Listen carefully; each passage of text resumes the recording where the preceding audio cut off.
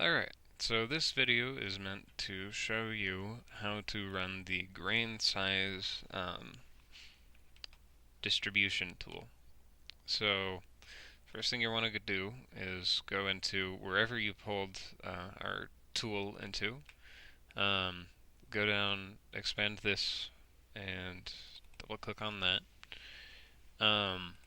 And this brings you up all the different folders that are, or all the different inputs that you need in order to successfully run the grain size tool. So the DEM, pretty self-explanatory. This is just the DEM that underlays the stream network that you want to calculate it for.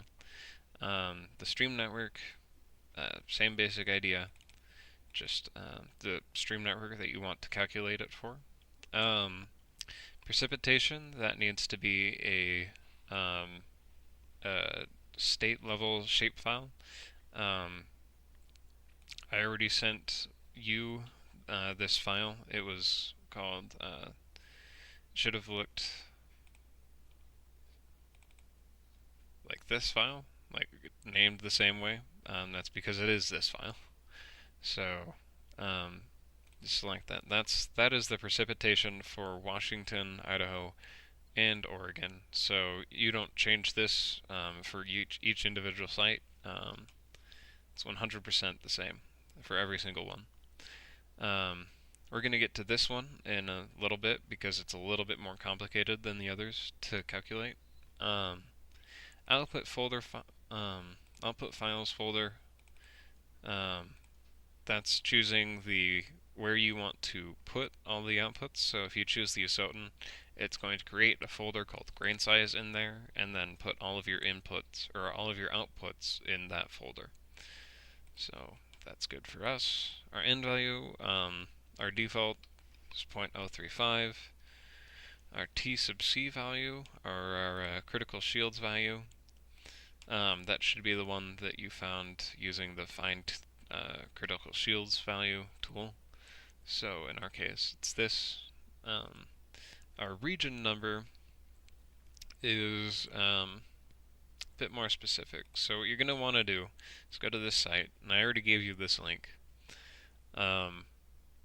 and find where your watershed is according to these regions. So our watershed is the Asotin, so it's in region 9.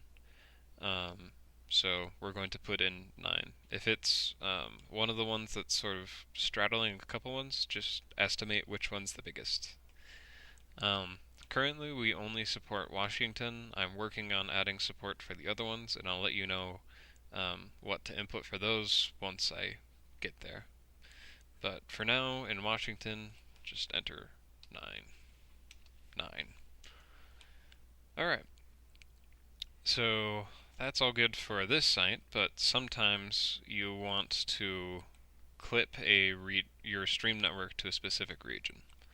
So like let's say that our stream network didn't support this whole area, or actually let's say that there's a little straggler stream that was sticking out from our DEM. That might cause problems for our program.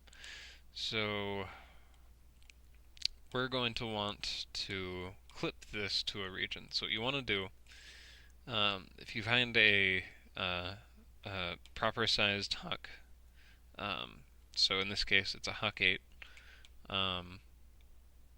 take that and select the region or regions that you want to do.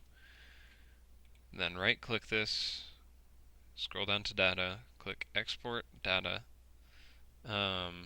export selected features, use this layer's source data, output feature class. This is where you choose the where it's going to export it to. I always export it to clipping region so that it's nice and consistent, but you can do whatever you want. It's going to ask you to add the exported data as a layer. I usually choose no. And then you come in here, choose your clipping region, or whatever you named it, and that's your value for that. Alright, so that's how you calculate grain size. Good luck.